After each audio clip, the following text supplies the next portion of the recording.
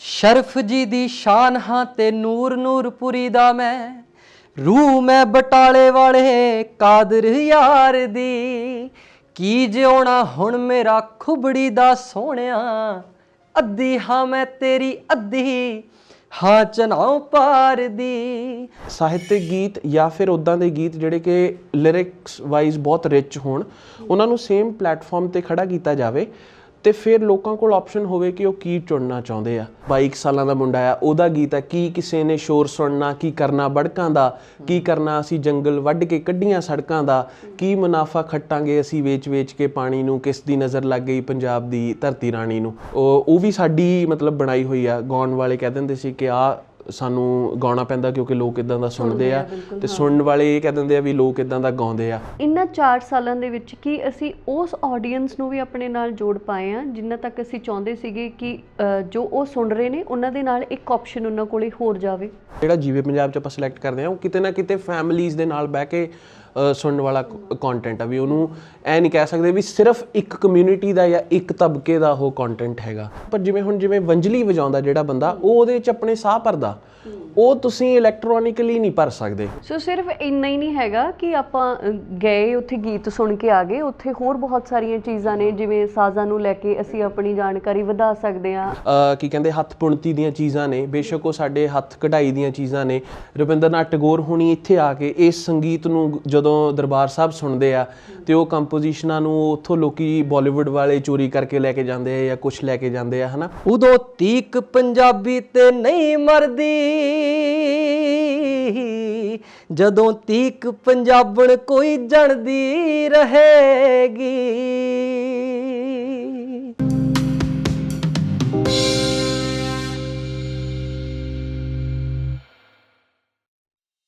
ਬਖਸ਼ਿਸ਼ਾਂ ਦੀ ਜਾਈ ਪੰਜਾਬੀ ਇੰਜ ਜਾਪਦੀ ਹੈ ਜਿਵੇਂ ਸਿੱਧਾਂ ਤੇ ਨਾਥਾਂ ਦੀਆਂ ਧੂਣੀਆਂ ਦੀ ਅੱਗ ਚੋਂ ਇਸ ਦਾ ਜਨਮ ਕੂਕਨਸ ਵਾਂਗ ਹੋਇਆ ਹੋਵੇ। ਜਿਸ ਭਾਸ਼ਾ ਨੂੰ ਗੁੜਤੀ ਹੀ ਬੰਦਗੀ ਵਿੱਚ ਲੀਨ ਰੂਹਾਂ ਦੇ ਹੱਥੋਂ ਮਿਲੀ ਹੋਵੇ, ਉਸ ਦੀ ਚਮਕ ਤੇ ਰੌਸ਼ਨੀ ਦੇ ਜੁਗਾਦੀ ਹੋਣ ਵਿੱਚ ਕੀ ਸ਼ੱਕ ਹੋ ਸਕਦਾ ਹੈ। ਆਧੁਨਿਕ 35 ਦੇ ਅੱਖਰ ਵੀ ਪੰਜਾਬ ਦੀ ਆਬੋ ਹਵਾ ਵਿੱਚ ਯੁੱਗਾਂ ਤੋਂ ਹੀ ਫਿਰਤ ਕਰਦੇ ਹੋਣਗੇ। ਬਸ ਇੱਕ ਸਮਾਂ ਆਇਆ ਤੇ ਇਹਨਾਂ ਸ਼ਬਦਾਂ ਨੇ ਲਿਖਤੀ ਰੂਪ ਧਾਰ ਲਿਆ।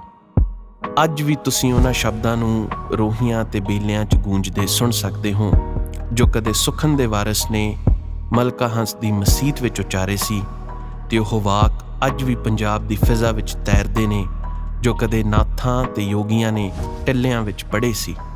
ਇਹੋ ਵੇਗ ਹੈ ਸ਼ਬਦਾਂ ਦਾ, ਇਹੋ ਇਸ਼ਕ ਹੈ ਪੰਜਾਬ ਦਾ, ਪੰਜਾਬੀ ਦਾ, ਜੋ ਹਰ ਜ਼ੁਬਾਨ ਤੇ ਤਰਦਾ ਹੈ ਤੇ ਹਰ ਰੂਹ ਵਿੱਚ ਵਸਦਾ ਹੈ।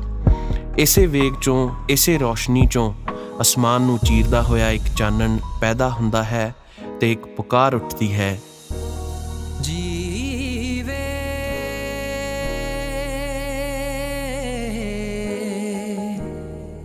ਪੰਜਾਬ।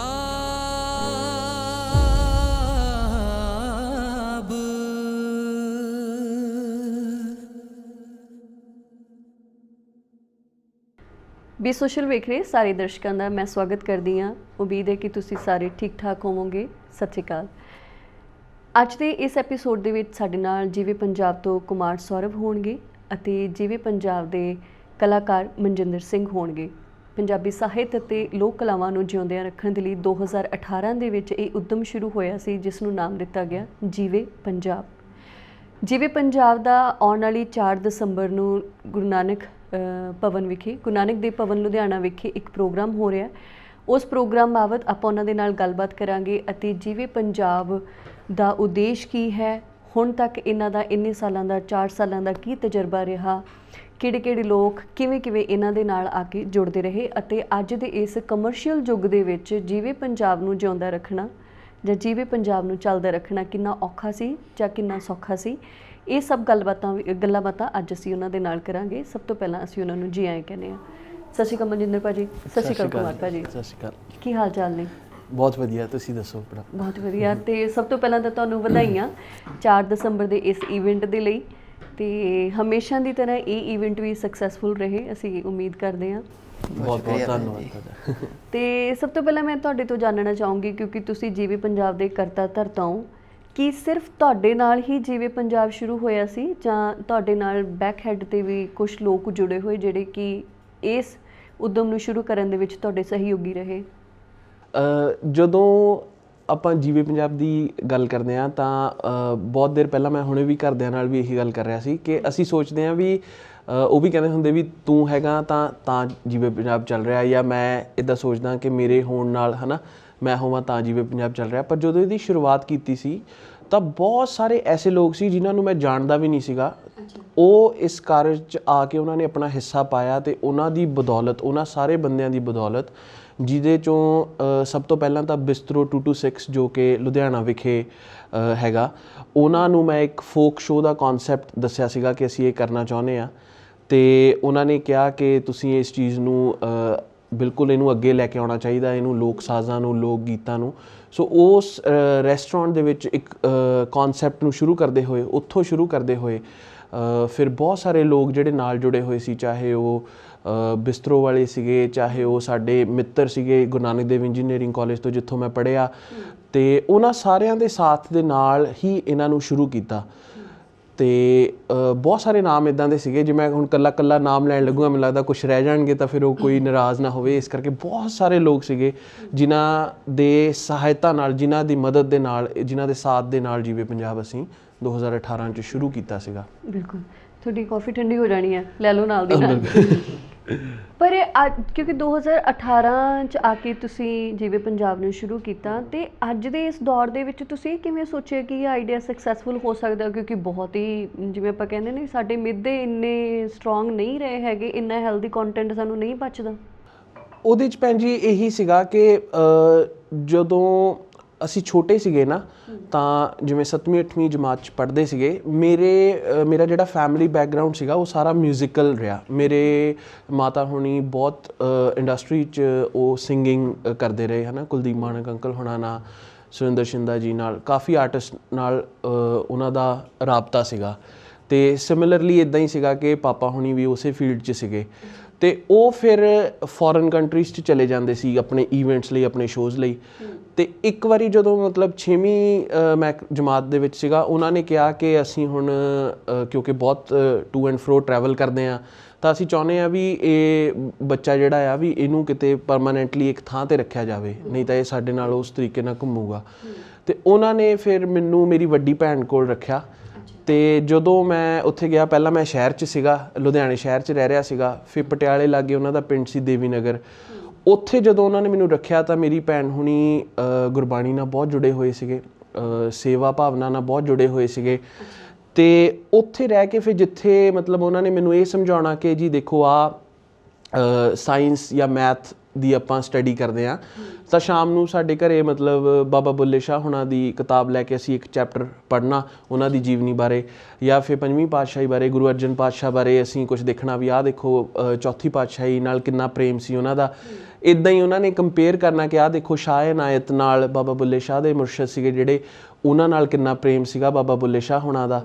ਅਤੇ ਉਹਨੂੰ ਫਿਰ ਇੱਕ ਥਾਂ 'ਤੇ ਰੱਖ ਕੇ ਉਹ ਇੱਦਾਂ ਦੀ ਨੀਂਹ ਜਿਹੜੀ ਆ ਉਹਨੂੰ ਬਣਾ ਕੇ ਉਹ ਜ਼ਿਹਨ ਦੇ ਵਿੱਚ ਉਸ ਚੀਜ਼ ਨੂੰ ਪਾਉਣਾ, ਅਤੇ ਉਹ ਸਾਰੀਆਂ ਚੀਜ਼ਾਂ ਦਾ ਫਿਰ ਜਦੋਂ ਮੈਂ ਅੱਗੇ ਮਤਲਬ ਆਪਣੇ ਕਾਲਜ ਲੈਵਲ 'ਤੇ ਆਇਆ ਜਾਂ ਹੋਰ ਅੱਗੇ ਜਾ ਕੇ ਇੱਕ ਟਾਈਮ ਆਇਆ, ਤਾਂ ਫਿਰ ਮੈਨੂੰ ਕਿਉਂਕਿ ਉਹ ਇਨਸੈਪਸ਼ਨ ਹੋ ਚੁੱਕੀ ਹੋਈ ਸੀ ਉਸ ਚੀਜ਼ ਦੀ, ਅਤੇ ਉਹ ਮੇਰੇ ਜ਼ਿਹਨ 'ਚ ਕਿਤੇ ਨਾ ਕਿਤੇ ਸੀਗੀਆਂ ਚੀਜ਼ਾਂ। ਸੋ ਸਾਨੂੰ ਇੱਦਾਂ ਲੱਗਿਆ ਕਿ ਇਹ ਚੀਜ਼ ਆਪਾਂ ਇਹਨੂੰ ਸ਼ੁਰੂ ਕਰਨੀ ਚਾਹੀਦੀ ਹੈ, ਜਿਹਦੇ 'ਚ ਇਹ ਸੰਦੇਸ਼, ਬੇਸ਼ੱਕ ਉਹ ਚੰਗੇ ਗੀਤ ਸੀਗੇ, ਬੇਸ਼ੱਕ ਉਹ ਇੱਦਾਂ ਦੇ ਸਾਹਿਤਕ ਗੀਤ ਸੀਗੇ, ਸਭ ਤੋਂ ਪਹਿਲਾਂ ਉਹ ਚੀਜ਼ਾਂ ਜਿਹੜੀਆਂ ਕਿ ਮਤਲਬ ਸੁਣਨ ਨੂੰ ਸਾਨੂੰ ਘੱਟ ਮਿਲਦੀਆਂ ਸੀਗੀਆਂ, ਉਹਨੂੰ ਫਿਰ ਅਸੀਂ ਸੋਚਿਆ ਕਿ ਇਹਨੂੰ ਉਸੇ ਤਰੀਕੇ ਨਾਲ ਪੇਸ਼ ਕੀਤਾ ਜਾਵੇ ਕਿ ਜਿਹੜੇ ਲੋਕ ਕਹਿੰਦੇ ਆ ਕਿ ਜੀ ਇਹ ਲੱਚਰ ਗੀਤ ਨੇ, ਜਾਂ ਇਹਦੇ 'ਚ ਪੰਜਾਬੀ ਗੀਤ 'ਚ ਡਰੱਗਸ ਆ ਗਏ ਜਾਂ ਵੈਪਨਸ ਆ ਗਏ ਹੈ ਨਾ, ਜਾਂ ਇਹ ਗੀਤ ਜਿਹੜੇ ਨੇ ਸਾਨੂੰ ਸੁਣਨ ਨੂੰ ਨਹੀਂ ਮਿਲਦੇ, ਉਸੇ ਸੇਮ ਪਲੇਟਫਾਰਮ 'ਤੇ ਸਾਹਿਤਕ ਗੀਤ ਜਾਂ ਫਿਰ ਉੱਦਾਂ ਦੇ ਗੀਤ ਜਿਹੜੇ ਕਿ ਲਿਰਿਕਸ ਵਾਈਜ਼ ਬਹੁਤ ਰਿਚ ਹੋਣ, ਉਹਨਾਂ ਨੂੰ ਸੇਮ ਪਲੇਟਫਾਰਮ 'ਤੇ ਖੜ੍ਹਾ ਕੀਤਾ ਜਾਵੇ, ਅਤੇ ਫਿਰ ਲੋਕਾਂ ਕੋਲ ਆਪਸ਼ਨ ਹੋਵੇ ਕਿ ਉਹ ਕੀ ਚੁਣਨਾ ਚਾਹੁੰਦੇ ਆ। ਅਤੇ ਪਹਿਲਾਂ ਸਾਨੂੰ ਇੱਦਾਂ ਲੱਗਦਾ ਸੀ ਕਿ ਹੁਣ ਲੋਕਾਂ ਕੋਲ ਆਪਸ਼ਨ ਹੀ ਨਹੀਂ ਸੀਗੀ, ਉਹ ਜਿਸ ਤਰੀਕੇ ਨਾਲ ਜਿਸ ਕਮਰਸ਼ੀਅਲ ਮਾਰਕੀਟ ਦੀ ਆਪਾਂ ਗੱਲ ਕਰਦੇ ਹਾਂ, ਉਹ ਵੀ ਸਾਡੀ ਮਤਲਬ ਬਣਾਈ ਹੋਈ ਆ। ਗਾਉਣ ਵਾਲੇ ਕਹਿ ਦਿੰਦੇ ਸੀ ਕਿ ਆਹ ਸਾਨੂੰ ਗਾਉਣਾ ਪੈਂਦਾ ਕਿਉਂਕਿ ਲੋਕ ਇਦਾਂ ਦਾ ਸੁਣਦੇ ਆ ਤੇ ਸੁਣਨ ਵਾਲੇ ਇਹ ਕਹਿ ਦਿੰਦੇ ਆ ਵੀ ਲੋਕ ਇਦਾਂ ਦਾ ਗਾਉਂਦੇ ਆ। ਪਰ ਉਹ ਮੈਨੂੰ ਲੱਗਦਾ ਕਿਤੇ ਨਾ ਕਿਤੇ ਦੋਨਾਂ ਜਾਣਿਆਂ ਦੀ ਹੀ ਰਿਸਪੌਂਸਿਬਿਲਿਟੀ ਸੀਗੀ ਤੇ ਉਸ ਚੀਜ਼ ਨੂੰ ਸਮਝਦੇ ਹੋਏ, ਆਪਣੀ ਅਪਬ੍ਰਿੰਗਿੰਗ ਤੋਂ ਕੁਝ ਚੀਜ਼ਾਂ ਲੈ ਕੇ ਆਉਂਦੇ ਹੋਏ, ਪੰਜਵੀਂ ਪਾਤਸ਼ਾਹੀ ਨੂੰ ਸਾਰੀ ਇਨਸਪੀਰੇਸ਼ਨ ਮੰਨਦੇ ਹੋਏ ਅਸੀਂ ਇਹ ਚੀਜ਼ ਫਿਰ ਇਸ ਕਾਰਜ ਨੂੰ ਸ਼ੁਰੂ ਕੀਤਾ ਤੇ ਉਹ ਵਧੀਆ ਚੱਲ ਰਿਹਾ ਹੁਣ ਤੱਕ, ਵਧੀਆ ਉਹਦਾ ਹੈਗਾ ਰਿਸਪੌਂਸ। ਤੇ ਲੋਕਾਂ ਦੇ ਜ਼ਿਹਨ 'ਚ ਬੈਠ ਜਾਵੇ, ਉਹਨਾਂ ਦੇ ਪਚ ਜਾਵੇ ਇਹ, ਉਹਦੇ ਲਈ ਅਸੀਂ ਇਹਦੀ ਪ੍ਰੈਜੈਂਟੇਸ਼ਨ ਵੀ ਉਸ ਤਰੀਕੇ ਨਾਲ ਰੱਖੀ ਦੀ ਹੈ ਕਿ ਉਹ ਇਸ ਚੀਜ਼ ਨੂੰ, ਕਿਉਂਕਿ ਅਪ ਟੂ ਡੇਟ ਹੋ ਕੇ ਮਤਲਬ ਚੱਲਣਾ ਪਊਗਾ ਹੈ ਨਾ। ਬਿਲਕੁਲ। ਤੇ ਮਨਜਿੰਦਰ ਤੁਸੀਂ ਕਦੋਂ ਜੁੜੇ ਜੀਵੇ ਪੰਜਾਬ ਦੇ ਨਾਲ? ਜੀਵੇ ਪੰਜਾਬ ਦੇ ਨਾਲ ਜਿਵੇਂ ਭਾਜੀ ਹੁਣਾਂ ਨੇ ਦੱਸਿਆ ਵੀ ਬਿਸਟਰੋ ਦੇ ਵਿੱਚ ਸ਼ੁਰੂ ਕੀਤਾ ਸੀਗਾ, 3 ਇਵੈਂਟ ਕਰ ਚੁੱਕੇ ਸੀਗੇ ਤੇ 4th ਇਵੈਂਟ ਸੀਗਾ ਜਿਹੜਾ ਉਹ ਕਾਫੀ ਮਤਲਬ ਵੱਡਾ ਇਵੈਂਟ ਹੋ ਰਿਹਾ ਸੀ ਗੁਰੂ ਨਾਨਕ ਦੇਵ ਭਵਨ 'ਚ। ਤੇ ਇਹ 2018 ਦੀ ਗੱਲ ਹੈ, 20 ਅਕਤੂਬਰ 2018। ਤੇ ਉਦੋਂ ਮੈਂ ਭਾਜੀ ਹੁਣਾਂ ਨਾਲ ਜੁੜਿਆ ਉਸ ਤੋਂ ਇੱਕ ਹਫ਼ਤਾ ਪਹਿਲਾਂ ਕਿਤੇ ਸਾਡਾ ਰਾਬਤਾ ਹੋ ਗਿਆ ਸੀ ਇੱਕ ਮਾਰਕੀਟ ਦੇ ਵਿੱਚ। ਤੇ ਸਾਡੇ ਕੋਈ ਮਿੱਤਰ ਹੈਗੇ ਨੇ ਕਾਮਨ ਫਰੈਂਡ, ਤੇ ਉਹਨਾਂ ਨੇ ਮੈਨੂੰ ਮਿਲਵਾਇਆ ਸੀ ਸੌਰਵ ਜੀ ਦੇ ਨਾਲ। ਤੇ ਫਿਰ ਇਹਨਾਂ ਨੇ ਮੈਨੂੰ ਉੱਥੇ ਸੁਣਿਆ ਤੇ 20 ਤਰੀਕ ਨੂੰ ਮੇਰਾ ਕਾਫੀ ਦੇਰ ਤੋਂ ਮਨਜਿੰਦਰ ਵੀਰੇ ਨੂੰ ਕੋਈ ਮਤਲਬ ਕਹਿ ਰਿਹਾ ਸੀਗਾ ਕਿ ਮੇਰਾ ਇੱਕ ਦੋਸਤ ਆ, ਮੈਂ ਤੁਹਾਨੂੰ ਸੁਣਾਉਣਾ ਆ। ਅਵਨੀਸ਼ ਸੱਗੂ ਨੇ, ਉਹ ਸਾਡੇ ਪੋਸਟਰ ਡਿਜ਼ਾਈਨ ਵੀ ਕਰਦੇ ਸੀ, ਕ੍ਰੀਏਟਿਵ ਵੀ ਬਣਾਉਂਦੇ ਸੀ। ਤੇ ਉਹ ਫਿਰ ਇੱਕ ਦਿਨ ਕੁਦਰਤੀ ਇਦਾਂ ਹੋਇਆ ਕਿ ਮੈਂ ਉਹਨਾਂ ਨਾਲ ਕੁਝ ਡਿਸਕਸ਼ਨ ਕਰਨੀ ਸੀ ਤੇ ਉਸ ਡਿਸਕਸ਼ਨ 'ਚ ਹੀ ਮਨਜਿੰਦਰ ਵੀਰਾ ਉੱਥੇ ਆਇਆ ਹੋਇਆ ਸੀਗਾ, ਨਾਲ ਹੀ ਸੀ ਉਹਨਾਂ ਦੇ। ਤੇ ਉਸ ਟਾਈਮ ਮਤਲਬ ਸਾਰਾ ਸਲੋਟ ਫੁੱਲ ਹੋ ਚੁੱਕਿਆ ਸੀ, ਸਾਰਾ ਕੰਟੈਂਟ ਡਿਸਾਈਡ ਹੋ ਚੁੱਕਿਆ ਸੀਗਾ। ਤੇ ਕੁਦਰਤਨ ਜਦੋਂ ਵੀਰਾ ਉੱਥੇ ਆਇਆ ਤੇ ਵੀਰੇ ਨੇ ਮਤਲਬ ਮੈਨੂੰ ਕੁਝ ਸੁਣਾਇਆ। ਉੱਥੇ ਵੀਰ ਭਾਜੀ ਦਾ ਇੱਕ ਗਾਣਾ ਸੀਗਾ ਜਿਹੜਾ ਕਿ ਉਹਨਾਂ ਨੇ ਸੁਣਾਇਆ ਉਸ ਇਵੈਂਟ 'ਚ। ਕੁਦਰਤੀ ਵੀਰ ਭਾਜੀ ਵੀ ਪਰਫਾਰਮ ਕਰ ਰਹੇ ਸੀ ਤੇ ਉਹ ਜਦੋਂ ਸੁਣਾਇਆ ਫਿਰ ਮੈਂ ਵੀਰੇ ਨੂੰ ਕਿਹਾ ਵੀ ਜੋ ਮਰਜ਼ੀ ਹੋ ਜਾਏ ਵੀ ਤੁਸੀਂ ਇਸ ਪ੍ਰੋਗਰਾਮ 'ਚ ਗਾ ਰਹੇ ਹੋ। ਤੇ ਉਹ ਦਿਨ ਸੀ ਤੇ ਮੈਨੂੰ ਲੱਗਦਾ 10:30 ਵਜੇ ਦੀ ਗੱਲ ਹੋਣੀ ਹੈ ਰਾਤ ਦੀ। ਤੇ ਅਸੀਂ ਵੀਰੇ ਹੁਣਾਂ ਦੇ ਘਰੇ ਗਏ ਆ, ਮੰਮਾ ਹੁਣਾਂ ਨੂੰ ਸੁਣਾਇਆ ਤੇ ਉਹ ਕਹਿੰਦੇ ਵੀ ਨਹੀਂ ਤੁਸੀਂ ਗਾਉਣਾ ਹੈ। ਤੇ ਉਹ ਦਿਨ ਸੀਗਾ ਤੇ ਅੱਜ ਦਾ ਦਿਨ ਆ ਮਨਜਿੰਦਰ ਹਰ ਇਵੈਂਟ ਦਾ ਪਾਰਟ ਹੈਗਾ। ਤੇ ਕੰਟੈਂਟ ਸਿਲੈਕਸ਼ਨ ਦਾ ਤੁਹਾਡਾ ਕੀ ਪ੍ਰੋਸੈਸ ਰਹਿੰਦਾ? ਕਿਉਂਕਿ ਬਹੁਤ ਅਲੱਗ ਤਰ੍ਹਾਂ ਦਾ, ਕਿਉਂਕਿ ਜਦੋਂ ਆਪਾਂ ਕੋਈ ਚੀਜ਼ ਸ਼ੁਰੂ ਕਰਦੇ ਹਾਂ ਉਹ 'ਚ ਆਪਾਂ ਇੱਕ ਨਾਰਾ ਲੈ ਕੇ ਆਉਂਦੇ ਕਿ ਪੰਜਾਬੀ ਸਾਹਿਤ ਅਤੇ ਲੋਕ ਕਲਾਵਾਂ ਨੂੰ ਜਿਉਂਦੇ ਰੱਖਣ ਲਈ ਅਸੀਂ ਇੱਕ ਉੱਦਮ ਕਰ ਰਹੇ ਹਾਂ, ਹੈ ਨਾ। ਪਰ ਵਾਕਈ ਤੁਸੀਂ ਇਹਦੇ ਵਿੱਚ ਇੱਕ ਸਾਹਿਤਕ ਕੰਟੈਂਟ ਲੈ ਕੇ ਆਏ ਤਾਂ ਉਹਦਾ ਮੈਨੂੰ ਤੁਸੀਂ ਖਾਸ ਤੌਰ 'ਤੇ ਦੱਸੋ ਵੀ ਕੀ ਰਹਿੰਦਾ ਤੁਹਾਡਾ ਪ੍ਰੋਸੈਸ? ਉਹਦੇ 'ਚ ਬੈਕਗਰਾਊਂਡ 'ਤੇ ਭੈਣ ਜੀ ਇਹੀ ਚੀਜ਼ਾਂ ਸੀਗੀਆਂ ਕਿ ਜਿਵੇਂ ਜਦੋਂ ਅਸੀਂ ਪੋਇਟਰੀ ਪੜ੍ਹਨੀ ਸ਼ੁਰੂ ਕੀਤੀ ਤਾਂ ਸਾਡੀ ਸਮਝ ਦੇ ਅਨੁਸਾਰ ਸਾਨੂੰ ਜਿਹੜੀਆਂ ਚੀਜ਼ਾਂ ਸਮਝ ਆਉਂਦੀਆਂ ਸੀ ਉੱਦਾਂ ਦੀਆਂ ਚੀਜ਼ਾਂ ਨੂੰ ਅਸੀਂ ਸੋਚਿਆ ਕਿ ਯਾਰ ਇਹ ਗਾਣੀਆਂ ਗਾ ਕੇ ਜੇ ਲੋਕ ਇਹਨੂੰ ਸਾਹਮਣੇ ਲੈ ਕੇ ਆਉਣ ਤਾਂ ਸ਼ਾਇਦ ਇਹ ਹੋਰ ਬਿਹਤਰ ਲੋਕਾਂ ਤੱਕ ਪਹੁੰਚ ਸਕਦੀਆਂ ਨੇ। ਤਾਂ ਉਹ ਫਿਰ ਜਿਹੜਾ ਕੰਟੈਂਟ ਸਿਲੈਕਸ਼ਨ ਸੀਗਾ ਉਹਦਾ ਸਾਰਾ ਜ਼ਿੰਮਾ ਮੈਂ ਆਪਣੇ ਸਿਰ ਹੀ ਰੱਖਿਆ ਕਿ ਜਿਹੜੇ ਵੀ ਗੀਤ ਆਪਾਂ ਸਿਲੈਕਟ ਕਰੀਏ ਜਾਂ ਜਿਹੜੀਆਂ ਵੀ ਉਹਦੀਆਂ ਧੁਨਾਂ ਬਣਨਗੀਆਂ ਬਾਅਦ 'ਚ, ਕਿ ਸਭ ਤੋਂ ਪਹਿਲਾਂ ਸਭ ਤੋਂ ਇੰਪੋਰਟੈਂਟ ਚੀਜ਼ ਹੈਗੀ ਆ ਕਿ ਜਿਹੜੀ ਗੱਲ ਕਹੀ ਜਾ ਰਹੀ ਆ, ਚਾਹੇ ਉਹ ਪੋਇਟਰੀ ਆ, ਚਾਹੇ ਉਹ ਕੋਈ ਵੀ ਗੱਲ ਹੈਗੀ ਆ ਜਾਂ ਗੀਤ ਹੈਗਾ ਹੈ ਨਾ, ਕਿਸੇ ਵੀ ਤਰੀਕੇ ਨਾਲ ਉਹਨੂੰ ਸਿਲੈਕਟ ਕਰਕੇ ਉਸ ਆਡੀਅנס ਨੂੰ ਕੈਚ ਕਰਨਾ ਕਿ ਜਿਹੜੀ ਆਪਣੇ ਵਰਗੀ ਲੱਗਦੀ ਆ ਸਾਨੂੰ। ਸੋ ਇਸੇ ਨਜ਼ਰੀਏ ਦੇ ਨਾਲ ਜਿਹੜਾ ਆ ਉਸ ਕੰਟੈਂਟ ਨੂੰ ਅਸੀਂ ਸਿਲੈਕਟ ਕੀਤਾ। ਜਦੋਂ ਜਿਹੜੇ ਗੀਤ ਵੀ ਸੀਗੇ, ਜਿਵੇਂ ਮੰਨ ਲਓ ਉਹਦੇ ਵਿੱਚ ਸੁਰਜੀਤ ਪਾਤਰ ਜੀ ਦੀਆਂ ਰਚਨਾਵਾਂ ਸੀਗੀਆਂ, ਪੁਰਾਣੀਆਂ ਰਚਨਾਵਾਂ ਵੀ ਜਿਵੇਂ ਨੰਦ ਲਾਲ ਨੂਰਪੁਰੀ ਜੀ ਦੇ ਗੀਤ ਸੀਗੇ, ਜਾਂ ਫਿਰ ਉਸਤਾਦ ਦਾਮਨ ਹੁਣਾਂ ਦੀਆਂ ਰਚਨਾਵਾਂ ਸੀਗੀਆਂ, ਬਾਬੂ ਰਜਬਲੀ ਸਾਹਿਬ ਦੀਆਂ ਰਚਨਾਵਾਂ ਸੀਗੀਆਂ। ਕੁਝ ਐਸੇ ਰਾਈਟਰ ਵੀ ਸੀਗੇ ਜਿਵੇਂ ਕਮਰ ਇਮਤਿਆਜ਼ ਰਾਈਟਰ ਸੀਗੇ, ਜਾਂ ਫਿਰ ਦਵਿੰਦਰ ਸਥਿਆਰਥੀ ਹੁਣਾਂ ਦੀਆਂ ਕੁਝ ਚੀਜ਼ਾਂ ਪੰਜਾਬੀ ਲੋਕ ਗੀਤ ਕਿਤਾਬ 'ਚੋਂ ਕੱਢ ਕੇ ਲਿਆਉਣੀਆਂ। ਉਹਦਾ ਇੱਕ ਕਾਮਨ ਸੋਰਸ ਬਣਾ ਕੇ ਉਹਦੇ ਪਿੱਛੇ ਕਾਫੀ ਰਿਸਰਚ ਕਰੀ ਦੀ ਸੀ ਤੇ ਕਾਫੀ ਦੇਰ ਬੈਠੀ ਦਾ ਸੀਗਾ ਕਿ ਇਸ ਵਾਰ ਪ੍ਰੋਗਰਾਮ 'ਚ ਕੀ ਚੀਜ਼ਾਂ ਗਾ ਸਕਦੇ ਹਾਂ, ਤਾਂ ਕਿ ਉਹ ਚੀਜ਼ਾਂ ਲੋਕਾਂ ਨੂੰ ਇੱਦਾਂ ਵੀ ਲੱਗਣ ਕਿ ਯਾਰ ਇਹ ਸਿੰਪਲ ਸਿਰਫ ਗਿਆਨ ਨਹੀਂ ਹੈਗਾ, ਲੋਕਾਂ ਨੂੰ ਐਂ ਵੀ ਲੱਗਣ ਵੀ ਇਹ ਸੁਣਨ 'ਚ ਐਂਟਰਟੇਨਮੈਂਟ ਵੀ ਹੈਗਾ, ਨਾਲ ਦੀ ਨਾਲ ਕੋਈ ਚੰਗੀ ਨਸੀਹਤ, ਚੰਗਾ ਸੰਦੇਸ਼ ਕੋਈ ਇੱਦਾਂ ਦਾ ਵੀ ਹੋਵੇ।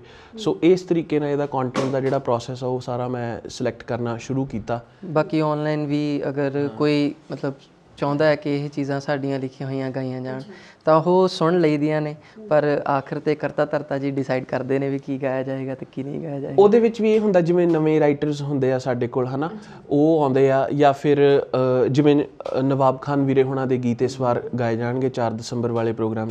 ਇੱਦਾਂ ਰਾਈਟਰਸ ਆਉਂਦੇ ਆ ਕਿ ਜਿਨ੍ਹਾਂ ਬਾਰੇ ਸਾਨੂੰ ਪਤਾ ਲੱਗਦਾ, ਜਾਂ ਕੁਛ ਹੁੰਦੇ ਕੁਛ ਆਪ ਅਪਰੋਚ ਕਰਦੇ, ਕੁਛ ਹੁੰਦੇ ਜਿਨ੍ਹਾਂ ਬਾਰੇ ਸਾਨੂੰ ਪਤਾ ਲੱਗਦਾ, ਵਰਡ ਆਫ ਮਾਊਥ ਸਪਰੈਡ ਹੁੰਦਾ ਜਦੋਂ, ਤੇ ਉਸ ਜ਼ਰੀਏ ਆਪਾਂ ਫਿਰ ਕੋਸ਼ਿਸ਼ ਕਰਦੇ ਹਾਂ ਕਿ ਇਹਨਾਂ ਰਾਈਟਰਸ ਨੂੰ ਇਸ ਕੰਟੈਂਟ ਨੂੰ ਆਪਾਂ ਜੀਵੇ ਪੰਜਾਬ ਦੇ ਵਿੱਚ ਲੈ ਕੇ ਆਈਏ, ਜਿਹਦੇ ਨਾਲ ਇੱਕ ਵਧੀਆ ਨਸੀਹਤ ਵਾਲਾ ਤੇ ਐਂਟਰਟੇਨਮੈਂਟ ਸ਼ੋਅ ਇਹਨੂੰ ਆਪਾਂ ਬਣਾ ਸਕੀਏ।